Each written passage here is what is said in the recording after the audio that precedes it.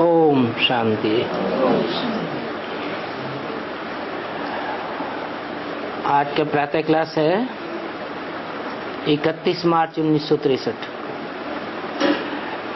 Record चला है रात की राही थक मत जाना।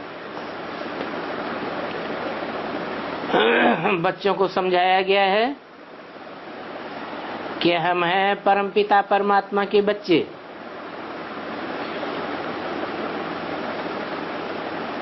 परमपिता परमात्मा कब आते हैं? रात में आते हैं या दिन में आते हैं?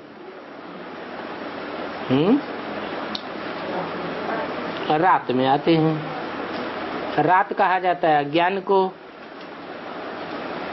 अज्ञान की रात में आते हैं और सिर्फ जब आते हैं तो रात्रि नहीं मनाते हैं। क्या मनाते हैं? महाशिवरात्रि।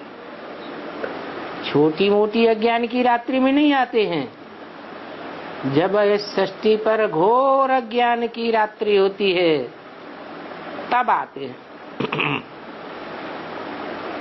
तो जब आते हैं उस समय परमपिता परमात्मा के जो बच्चे हैं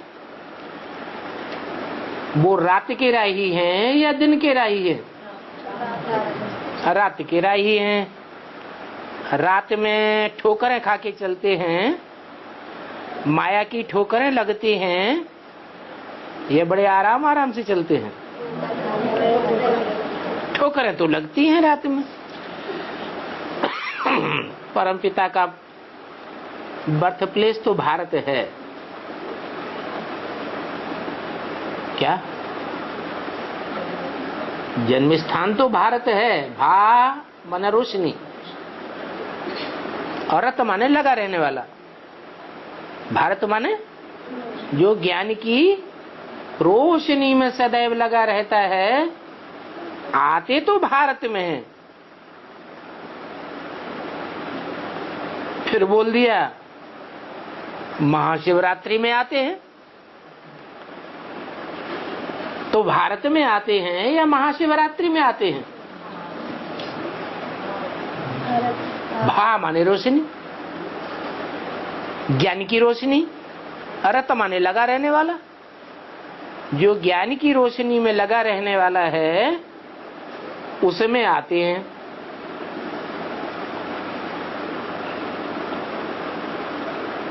जब बाप आते हैं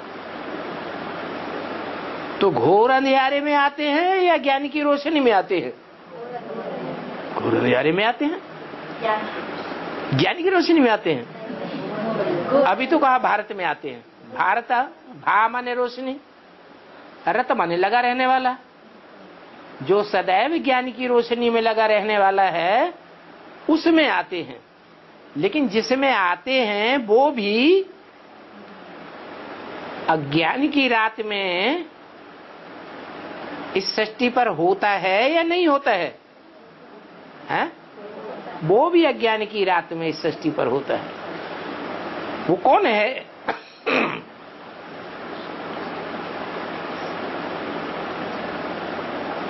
जो परमात्मा बाप आते हैं तब इस सृष्टि पर घोर अज्ञान की रात्रि तो होती है। लेकिन उस घोर अज्ञान की रात्रि में भी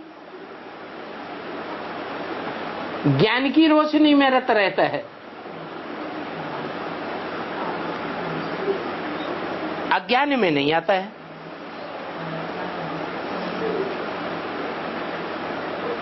कौन हो सकता है?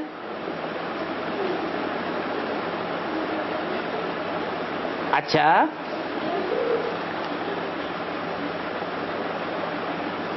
सृष्टि की जो पालना हुई है शुरू, तो नई सृष्टि की जब पालना शुरू हुई थी तो पालना करने वाला कौन होता है? क्या नाम है उसका? ब्रह्मा द्वारा स्थापना, विष्णु द्वारा पालना। ब्रह्मा द्वारा स्थापना, स्थापना होने के बाद शंकर द्वारा विनाश, पुरानी सृष्टि का फिर जो नई सृष्टि के लोग रह जाते हैं, नए सतो प्रधान आत्माएं रह जाती हैं, उनकी विष्णु द्वारा पालना। तो नई सृष्टि में सबसे पुराना कौन हुआ है?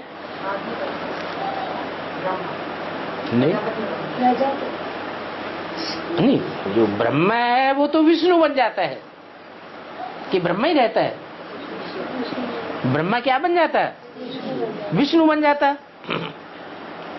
और विष्णु सतो प्रधान है या दाढ़ी मूछे वाला तमो प्रधान है? विष्णु तो सतो प्रधान है। तो सृष्टि के आदि में जो सतो प्रधान है, सृष्टि के अंत में सतो प्रधान ही रहेगा या औरों के मुकाबले तमो प्रधान हो जाएगा? तमो प्रधान हो जाएगा। आदि में सो, अंत में, तो ये नियम तो झूठा हो गया। जो आदि में सो अंत में, आदि में सतो प्रधान था तो अंत में भी सतो प्रधान ही होता है और मध्य में भी सतो प्रधान ही होता है। जो सतो प्रधान होता है उसमें ज्ञान होता है या जो तामसी होता है उसमें ज्ञान होता है? सतो प्रधान में ज्ञान होता है, तामसी में तो अज्ञान होता है, ज्ञान तो होता ही नहीं। तो सृष्टि के आदि में भी लक्ष्मी नारायण को विष्णु कहा जाता है, आदि में भी सात्विक थे। ज्ञान में रमण करने वाली आत्मा नर नारायण है, उनका नाम ही है नारायण। अयन माने घर, नार माने ज्ञान जल। कहाँ उनका घर है? ज्ञान जल में उनका घर है। आदि में भी ज्ञान जल में घर है और आदि में इस देश का नाम भी भारत था और भगवान आते भी किसमें हैं? भारत में ही आते हैं, जो ज्ञान जल में ही रहता है। तो मध्य में कहां रहता होगा? ज्ञान जल में रहता होगा कि अज्ञान जल में रहता होगा? जरूर कहेंगे कि आदि मध्य अंत तीनों में सत्य है। मध्य में भी जब द्वापर का आदि होता है तो शास्त्र बनते हैं कि नहीं बनते हैं? बनते हैं शास्त्र। और हर चीज दुनिया की पहले सतो प्रधान होती है, बाद में तमो प्रधान होती है। तो शास्त्र भी पहले पहले जब शुरुआत हुई बनने की तो कैसे थे?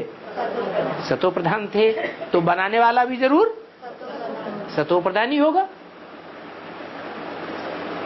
कहते हैं ये शास्त्र किसने बनाए? किसका नाम देते हैं? व्यास ने बनाए। बी माने विशेष रूप से, आस माने बैठ गया। किस काम के लिए बैठ गया है? ये शास्त्र बनाने के लिए बैठ गया। तो इसका मतलब आदि में भी ज्ञान की रोशनी में ही था, मध्य में ही ज्ञान की रोशनी में है, होता है, और अंत में जब भगवान बाप आते हैं तो भी ज्ञान की बातों में ही रमण करता है। भले दुनिया तमो प्रधान काली अंधियारी रात हो जाती है। तो बोला कि परमात्मा अज्ञान की घोर अंधियारी रात्रि में आते हैं।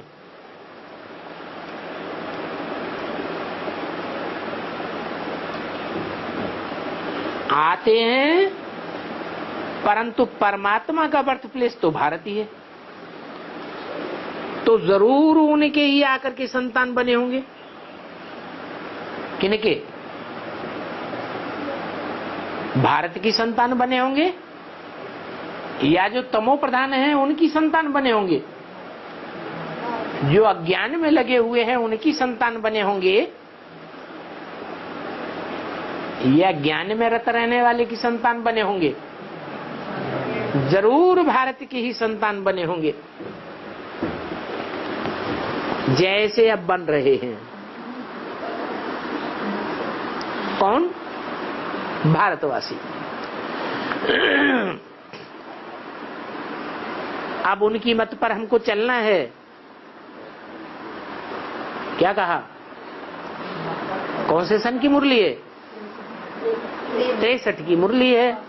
ब्रह्मा के तन से बोली है, बोलने वाला ब्रह्मा के तन में बैठा है। फिर ऐसे क्यों बोलता है? अब उनकी मत पर चलना है।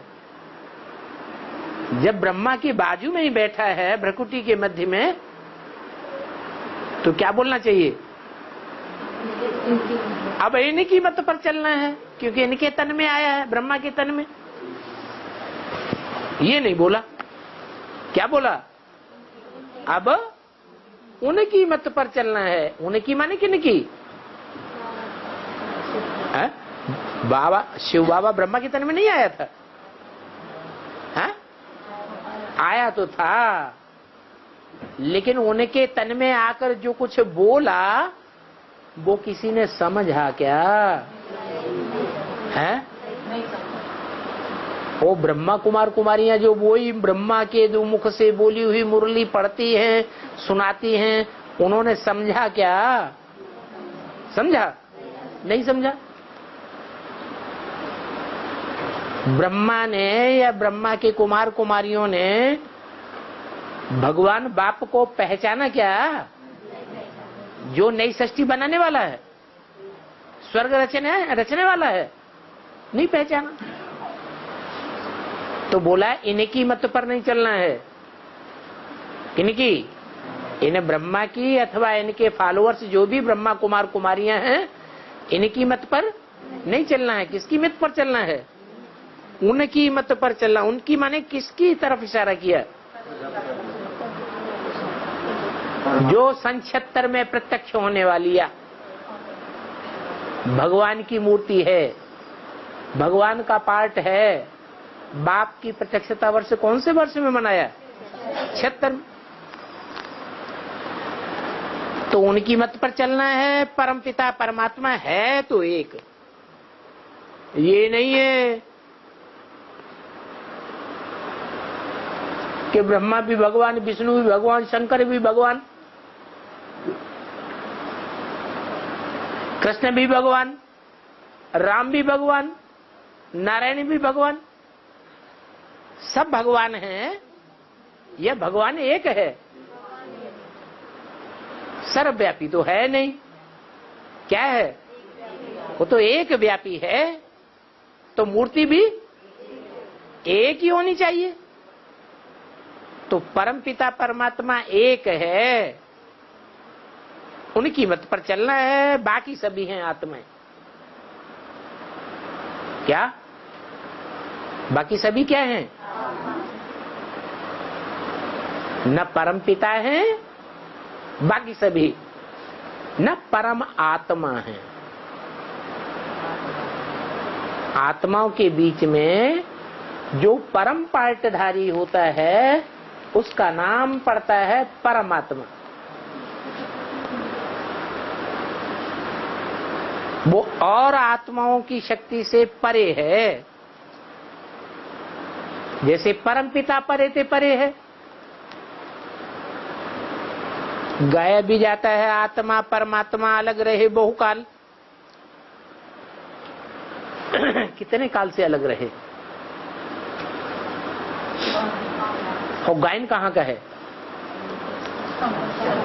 संगम युग का गायन है। संगम युग का गायन कैसे है? जो भी बाबा के बच्चे हैं, जिन्होंने भी पहचाना है, वो बहुत काल से बाप से बिछड़े हुए हैं या थोड़े समय से बिछड़े हुए हैं? कितने बहुत काल से बिछड़े हुए हैं। जब संगम युग का गायन है तो संगम युग की ही बात होनी चाहिए ना। यज्ञ के आदि में ही बिछड़ गए थे। यज्ञ के आदि के बिछड़े हुए यहाँ जो सब बैठे हैं, वो सब अब आकर के मिले। तो गायन पड़ गया। इसी संगम युग की बात का गायन पड़ा। आत्माएं परमात्मा अलग रहे बहुकाल और सुंदर मिला कर दिया जब सदगुरु साकार में मिला दलाल। तो जरूर जो बहुकाल से अलग रहे हैं उनके ही तन में आवेंगे। किनके तन में आवेंगे? हैं? बहुत काल से जो अलग रहे हैं। कौन रहे हैं बहुत काल से अलग? बहुत आत्माएं तो ढेर की ढेर है ना। उन ढेर की ढेर आत्माओं में बहुत काल से दूर किससे रहे? प्रजापिता से। क्योंकि प्रजापिता ने तो 41-42 में शरीर छोड़ा होगा। तो क्या परमात्मा बाप चला गया था? परमपिता चला गया था? चला तो नहीं गया,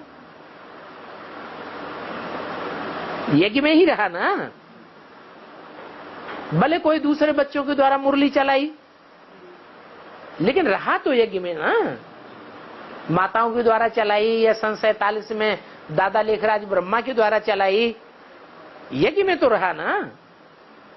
तो पहले पहले परमात्मा से कौन बिछुड़ा? ये सब बच्चे दूसरी आत्माएं जो अभी परमात्मा बाप को पहचान रही हैं, वो पहले बिछुड़ी या पहले राम बाप वाली आत्मा बिछुड़ी? राम बाप वाली आत्मा पहले बिछुड़ी। तो बोला जो बहुत काल से अलग रहे उनके तन में ही आवेंगे।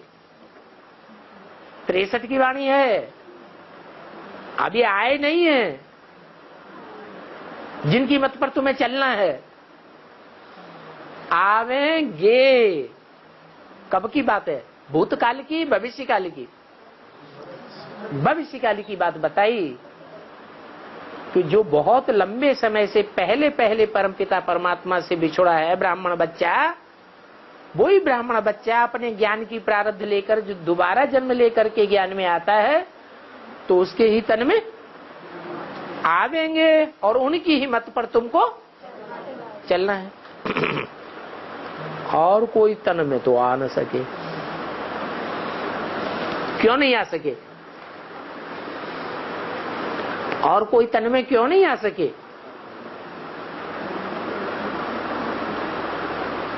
अरे अभी तो बताया, भूल गए हैं?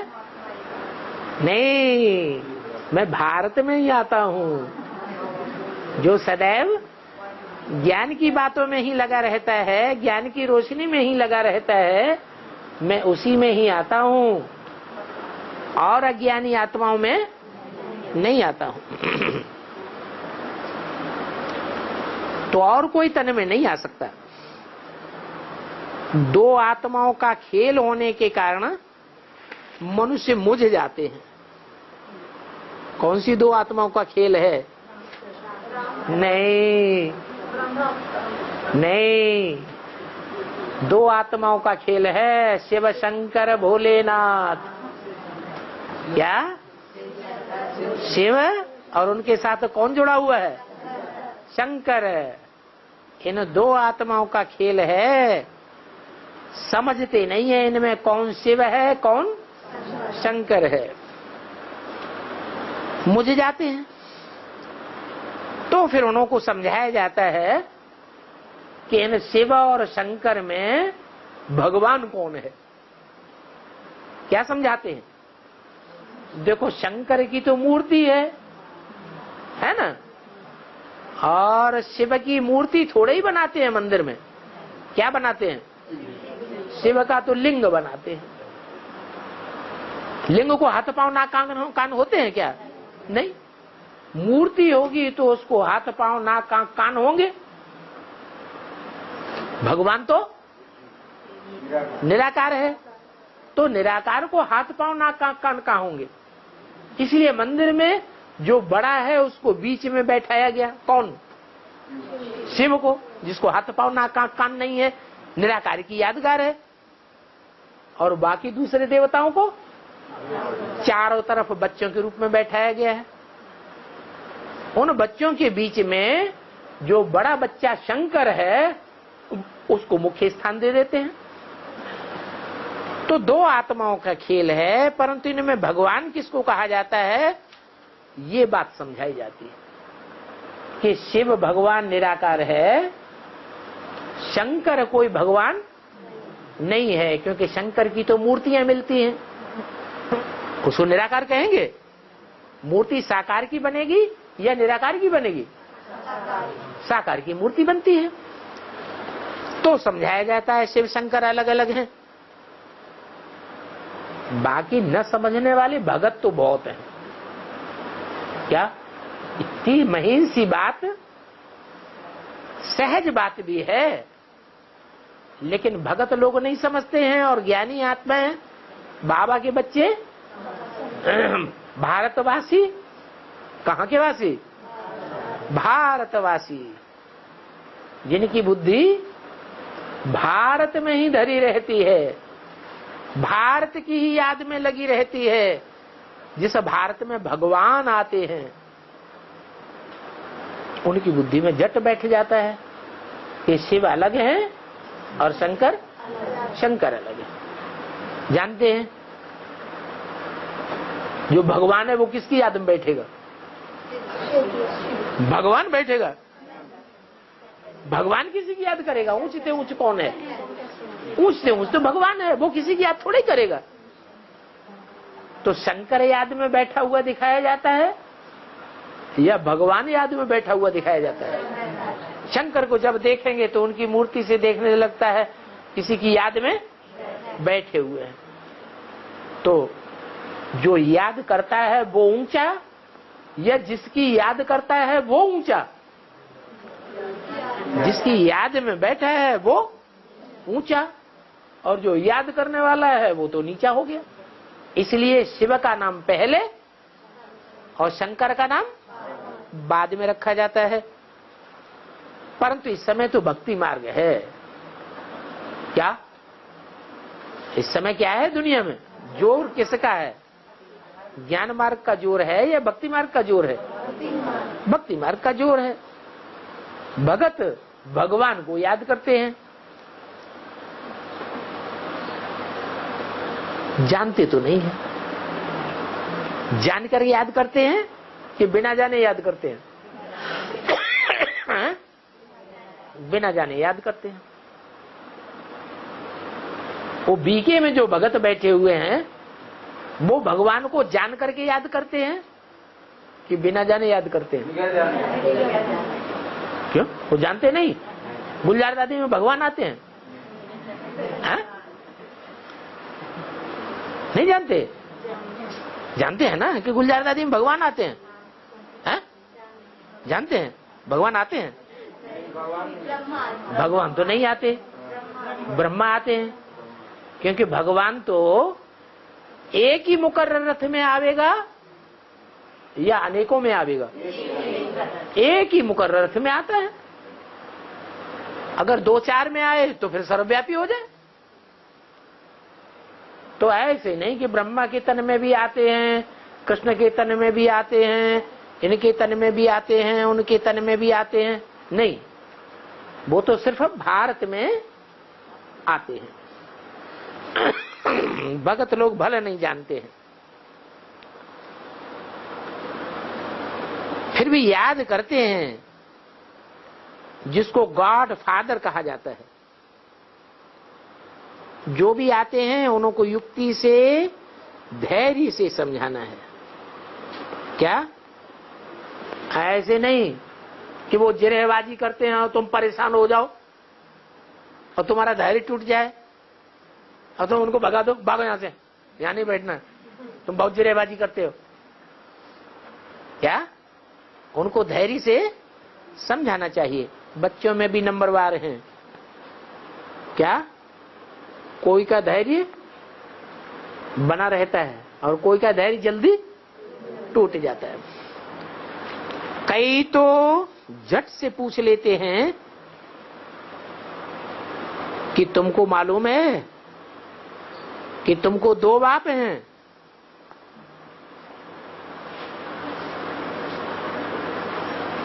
ये एक गाली हो जाती है क्या? किसी के कहो तुम्हारे 2 बाप हैं तो गुस्से में आएगा, हाँ?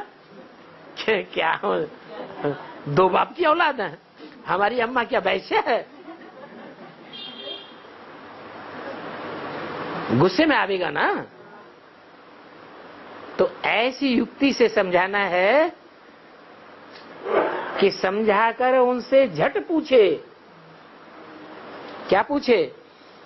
कि तुमको मालूम है तुमको 2 बाप हैं।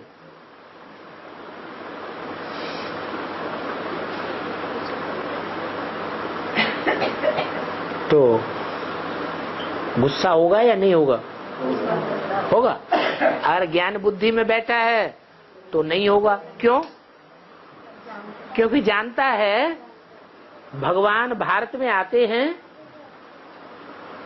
एक है निराकार और एक है भारत साकार।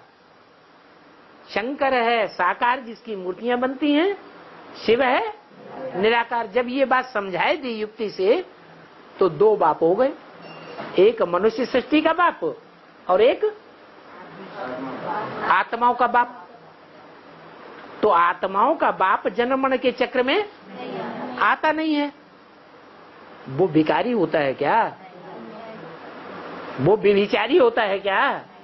वो तो नहीं होता। बाकी रहा एक। तो साकार में एक ही हुआ या 2 हुए? हैं? एक ही हुआ। तो समझाना है कि तुम्हारे बेहद के 2 बाप हैं। एक मनुष्य सृष्टि का बाप जो सारे मनुष्यों का बाप है। दुनिया में जितने मनुष्य हुए हैं, चाहे देवता हुए हों चाहे राक्षस हुए हों, है तो सब मनुष्य ही, परंतु उन सब का बाप सृष्टि के आदि में एक ही था, जिसमें भगवान बाप शिव प्रवेश करते हैं। तो उसे गाली नहीं लगेगी। लगेगी? नहीं लगेगी। और ज्यादा उसका सर ऊंचा हो जाएगा। हैं? हमारी अम्मा भी तो इतनी ऊंची होनी चाहिए। हमारी अम्मा वैश्या होगी या दुनिया की श्रेष्ठ से श्रेष्ठ सधवा होगी? श्रेष्ठ से श्रेष्ठ सधवा होगी। तो बात करने में बड़ी मिठास चाहिए। वर्षंस जो भी निकले वो तुम्हारे मुख से अनमोल ज्ञान के वर्षंस निकले। एक गीत भी है ना, पीऊ पीऊ बोल। क्या बोल? पीऊ बाप को कहा जाता है। पीऊ का बोल बड़ा अनमोल होता है। क्या? पीऊ किसको कहा जाता है? बाप को कहा जाता है। पहले तथाकथित ब्रह्मा कुमारियां भी पीऊ का नाम बहुत लेते थे। जब सतो प्रधान थे तो पीऊ का नाम बहुत लेते थे। उनके मुख से अनमोल नाम बार बार निकलता था। अभी लेते हैं कि नहीं लेते हैं? पीऊ का नाम लेते हैं। अभी तो बात भी नहीं करते पीऊ की। पीऊ की बात करो बस नाराज हो जाएंगे। तो अभी उनको वो अनमोल का नाम याद नहीं आता है, याद करना ही नहीं चाहते। तो वो ज्ञान सागर आए समझाते हैं, जिनको पीऊ कहा गया था यज्ञ के आदि में। क्या कहा? कौन आकर के समझाते हैं? वो ही ज्ञान सागर है जिनको आदि में क्या कहा जाता था? पीऊ। जिनकी वाणी को उन्होंने लोहे के बक्स में बंद करके कराची के मकान में दफना दिया था।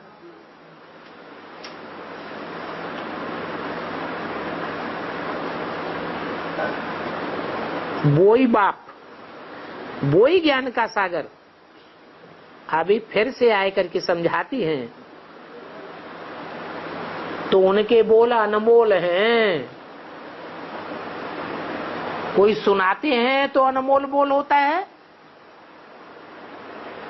यह सुने सुनाए को समझाया जाता है तब अनमोल होता है, हैं?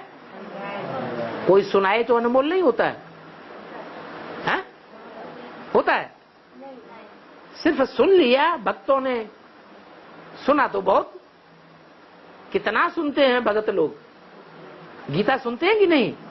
फिर समझ में आती है? नहीं आती। तो अनमोल कहें? अनमोल तो नहीं कहें।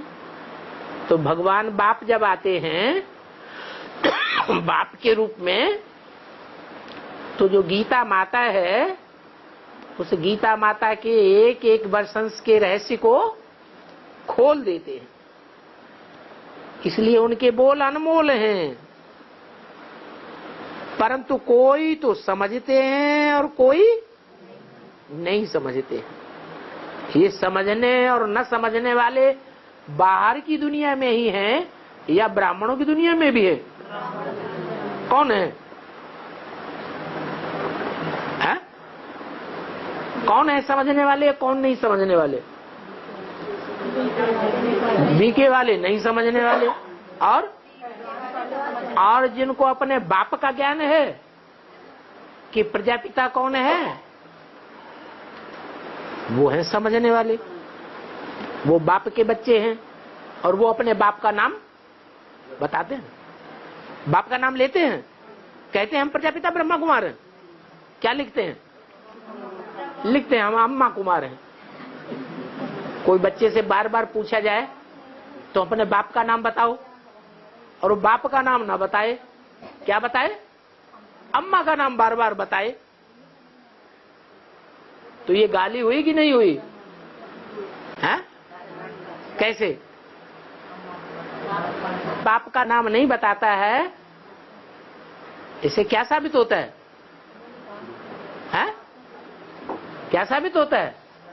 इसकी अम्मा ने इसको अपने बाप का नाम नहीं बताया, कुछ गड़बड़ है। तो उन वेद शास्त्रों के बोल कोई अनमोल नहीं होते हैं, क्योंकि उनमें जो बातें लिखी हुई हैं शास्त्रों में, उनकी समझाने क्लियर नहीं है। और बाप आकर अभी एक एक बात की समझानी देते हैं, इसलिए अनमोल बाल है, अनमोल बोल है। बाप समझाते हैं कि वो शास्त्र तो वैल्यूलेस हैं, क्योंकि उनकी सही समझानी कोई के पास नहीं है।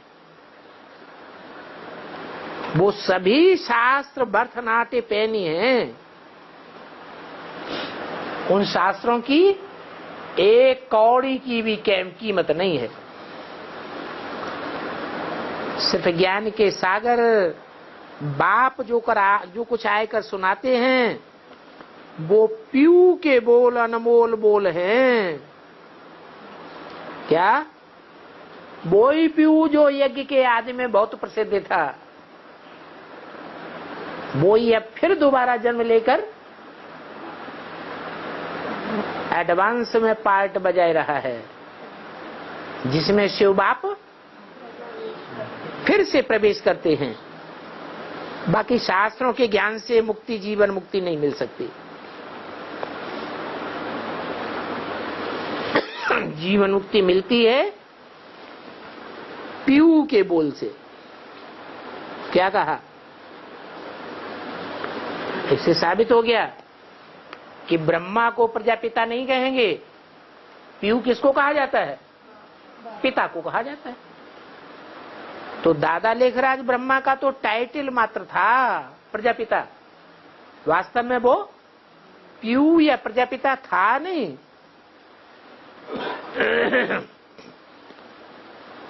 एक ही पीयू है सारी सृष्टि का, जिसके बोल सुनने से जीवन में रहते हुए दुख दर्दों से सदा के लिए मुक्ति मिल जाती है। और वो एक ही ज्ञान का सागर है। क्या? एक ही ज्ञान का सागर है, जिस ज्ञान के सागर में सारी नदियां संसार की आकर समा जाती हैं। चैतन्य ज्ञान की नदियां समा जाती हैं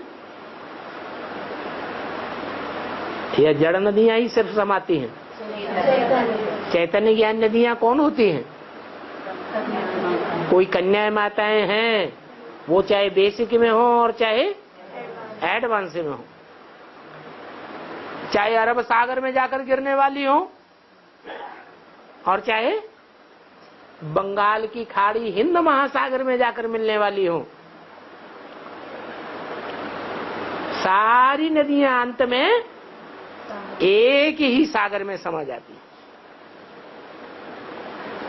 तो वो ज्ञान का सागर जब ज्ञान की बरसात करते हैं और योग सिखाते हैं, क्या सिखाते हैं? योग। योग कैसे लगता है? याद से? याद कब आती है? ज्ञान से याद आती है। आती है ज्ञान से? ज्ञान से ही याद आती है।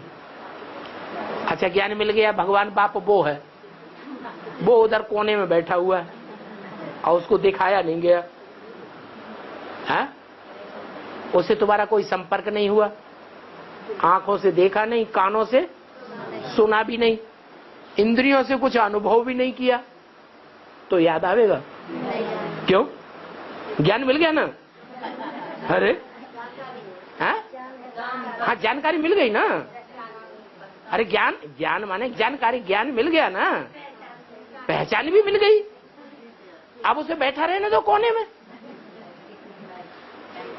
इन आंखों से देखने की लालसा क्यों पैदा होती है?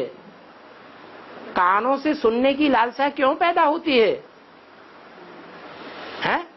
अरे भगवान हमारे सर के ऊपर हाथ ही रख दे, लालसा क्यों पैदा होती है? क्योंकि ये नियम है जिससे सुख इंद्रियों का मिलता है, इंद्रियों के द्वारा वो याद जरूर आता है। इंद्रियों के द्वारा जिससे सुख मिला ही नहीं कभी, वो याद कैसे आएगा? अरे रसगुल्ला खाया होगा तो याद आएगा बार बार, कि खाया ही नहीं होगा तो याद आएगा? है? खाया होगा भाई रसगुल्ला बनाओ, याद आएगा? तो ऐसे ही भगवान का सुख जिन्होंने लिया होगा जन्म जन्मांतर, जो भगवान भारत में आता है, वो भारत जब 84 के चक्र में आता है, तो उस 84 के चक्र में आने वाले भगवान से कहो, शिव बाबा से कहो, हमने अनेक जन्मों में साथ रहकर सुख लिया होगा, तो उसकी खींच होगी या नहीं होगी? हाँ, कोई ने माँ के रूप में सुख लिया है और कोई ने बाप के रूप में सुख लिया है। ब्रह्मा कुमारी ने कौन से रूप में सुख लिया है? माँ के रूप में सुख लिया है, तो उन्हें माँ का ही रूप याद आएगा? माँ वाली ही कर्मेंद्रियां याद आएंगी या बाप की कर्मेंद्रियां याद आएंगी? माता वाली ही कर्मेंद्रियां याद आएंगी। तो ये रहस्य की बात है क्या, कि याद कब आती है? हैं?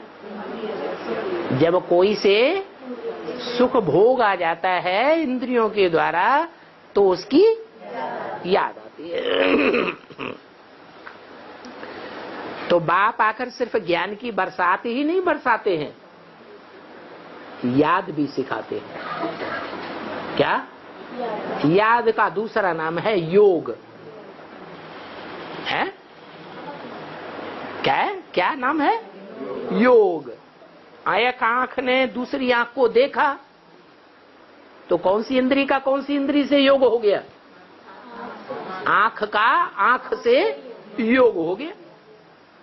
एक और एक मिलाए देंगे, धन कर देंगे तो कहा जाता है योग।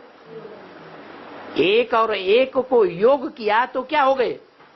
2। बढ़ गए या घट गए? बढ़ गए। शक्ति बढ़ जाती है। तो आत्मा कितने भी कमजोर क्यों न हो, पावरफुल जनरेटर के साथ जब मिलती है तो उसकी पावर बढ़ जाती है। तो ये योग है जो परमात्मा बाप ही सिखाते हैं, और जब ऐसा बाप सिखाते हैं तब ही मनुष्य पतित से पावन बन सकते हैं, नहीं तो पतित से पावन नहीं बन सकते। बाप समझाते हैं, पतित मनुष्यों के बनाए हुए वेद शास्त्र उपनिषद से तुम पतित बने हो। क्या तुम पतित कैसे बने हो? पतित मनुष्यों ने जो वेद शास्त्र बनाए। अच्छा, पतित मनुष्यों ने बनाए। अभी तो कहा था कि भारत में आते हैं। किसमें आते हैं? भारत में आते हैं, जो सदैव ज्ञान में रत रहता है। तो व्यास ज्ञान में रत था या नहीं था? ज्ञान की बातों में ही उसकी बुद्धि लगी हुई थी कि नहीं लगी हुई थी? लगी हुई थी। तो वो उसके बनाए हुए शास्त्र पतित हुए या पावन हुए? पतित हुए शुरुआत में ही। पहले तो पावन थे, फिर बाद वाले जो विकारी मनुष्य आए उन्होंने उनके अर्थ अनर्थ कर दिए। तो वो सब शास्त्र वैल्यूलेस हैं जो अनेक मनुष्यों के द्वारा बनाए हुए हैं।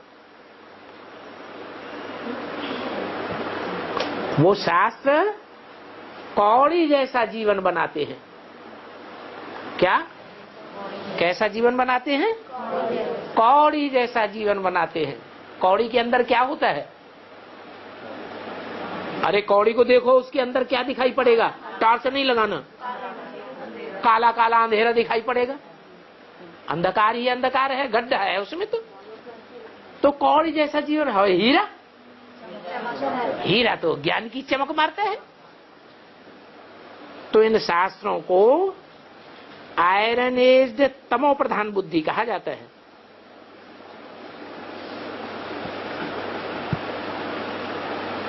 बनाने वालों को भी, जिन्होंने इन शास्त्रों के उल्टे उल्टे अर्थ किए हैं, वो क्या हो गए? बनाने वाले क्या हो गए? तमो प्रधान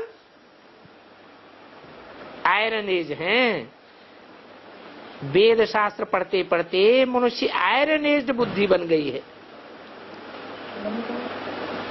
करप्टेड बुद्धि बन गए हैं। अब वो स्थूल करप्शन तो गवर्नमेंट जान सकती है, और वो शास्त्र सुनाने वाले साधु आदि क्या करप्शन करते हैं, वो गुरुओं का गुरु सदगुरु परमपिता परमात्मा ही जान सकता है। ये गवर्नमेंट, आज की गवर्नमेंट उन गुरुओं के करप्शन को नहीं जान सकती। तो वो परमपिता परमात्मा जो गुरुओं के करप्शन को जानते हैं, वो आकर के ज्ञान यज्ञ रचते हैं। यज्ञ तो बहुत रचे हुए हैं दुनिया में। बॉम्बे में भी एक आया था, कहता था मैं 125वां यज्ञ रचता हूं, परंतु वो सारे यज्ञ तो रच करके फिर खलास कर देते हैं, और पिछाड़ी में जो कुछ यज्ञ के बाद बचता है सामग्री, वो आहुति डाल करके यज्ञ समाप्त कर देते हैं। कर देते हैं कि नहीं? है? कर देते हैं। आहुति का अर्थ है बाकी बची हुई सामग्री यज्ञ में डाल करके खत्म कर देते हैं। उस दिन ढिंढोरा पिटवाते हैं कि आज आहुति पड़ने वाली है, यज्ञ की अंतिम आहुति पड़ने वाली है। परंतु वो तो विनाशी ज्ञान यज्ञ है, विनाशी यज्ञ रचते हैं, और ये तो अविनाशी ज्ञान यज्ञ है। इनका कभी भी विनाश नहीं होता है। जब से आए हैं एक ही यज्ञ चलता आता है, ऐसे नहीं एक यज्ञ समाप्त कर दिया फिर दूसरा यज्ञ रचते हैं, नहीं। क्या सन 36 से कौन से यज्ञ चला आ रहा है? हाँ, अरे क्या ज्ञान यज्ञ में आहुति, पहली आहुति डाली थी?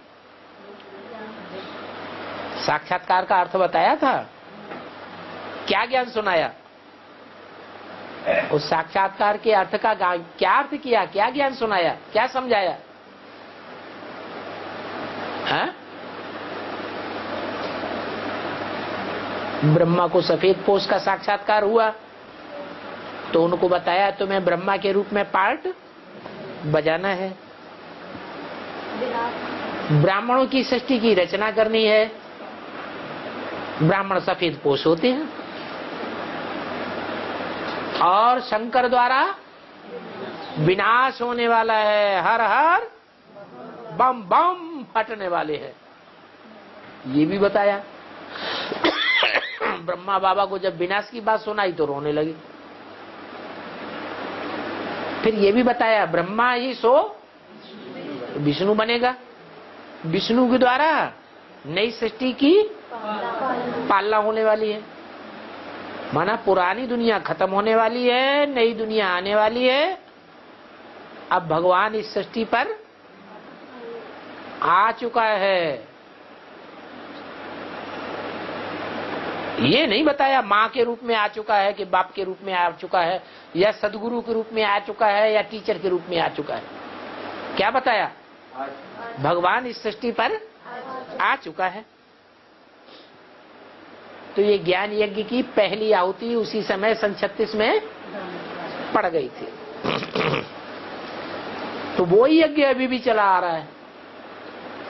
यही तीनों बातों का, भगवान आया हुआ है, पुरानी दुनिया खलास होने वाली है, नई दुनिया आने वाली है। तो ऐसे नहीं है कि वो यज्ञ समाप्त कर दिया अभी दूसरा रच रहे हैं। वो यज्ञ बेसिक में चलता था, अभी एडवांस का दूसरा यज्ञ चल रहा है। एडवांस में कोई दूसरा यज्ञ चल रहा है कि वही ब्रह्मा मुख की निकाली हुई वाणियां चल रही हैं। जो ब्रह्मा मुख से, माउंट आबू से जो वाणियां चल रही थी, उन्हीं वाणियों का क्लैरिफिकेशन चल रहा है। दूसरी बात तो नहीं चल रही है। तो ये तुम बच्चे जानते हो कि ये ज्ञान यज्ञ मैंने रचा है, दादा लेखराज ब्रह्मा ने नहीं रचा। अब वो ब्रह्मा कुमार कुमारी क्या जानते हैं, किसने रचा? वो समझते हैं दादा लेखराज ब्रह्मा ने रचा। और तुम बच्चे क्या जानते हो? हाँ? ये तो मैंने रचा है, शिव भगवान वाच। ये अविनाशी ज्ञान यज्ञ है, ऐसे नहीं कि सन 68 में दादा लेखराज ब्रह्मा ने शरीर छोड़ दिया तो ज्ञान यज्ञ सुनाने वाला, ज्ञान यज्ञ रचने वाला, ज्ञान सुनाने वाला खलास हो गया, यज्ञ खलास हो गया। नहीं, ये तो चलता ही रहता है। जब तक महाभारत लड़ाई नहीं लगी है, तब तक ये यज्ञ चलना ही है। क्योंकि इस महाभारत ज्ञान यज्ञ में सारी आसुरी सृष्टि की आहुति पड़नी है।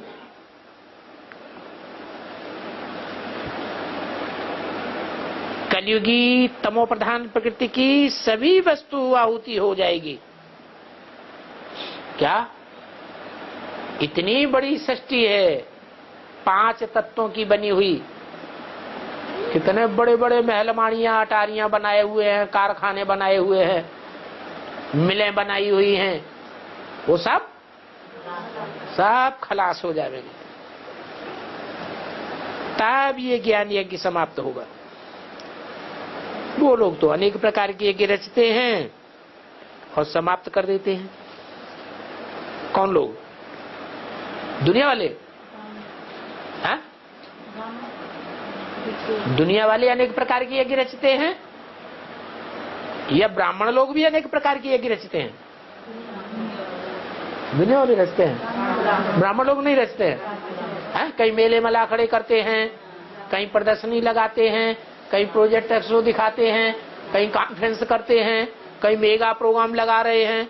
आज शुरू करते हैं, 7 दिन के बाद खलास कर देते हैं।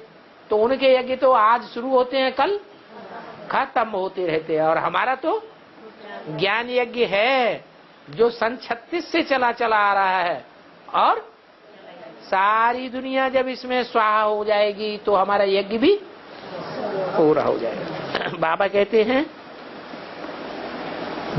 कहते हैं मैं अविनाशी हूं तो मेरा यज्ञ भी अविनाशी है। क्या? उनका नाम ही है अविनाशी रुद्र ज्ञान यज्ञ।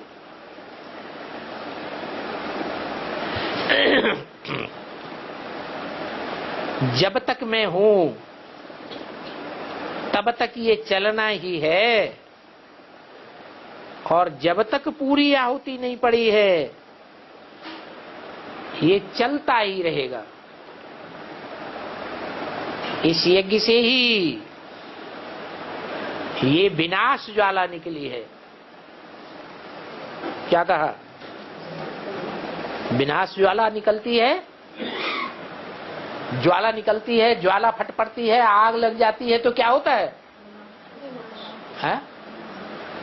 अरे कहीं ज्वाला निकलती है, आग लगती है तो क्या होता है? अरे जलने लग पड़ते हैं हमें। हाँ, तो इस सृष्टि में जो भी रावण संप्रदाय है वो सब जलने लग पड़ते हैं।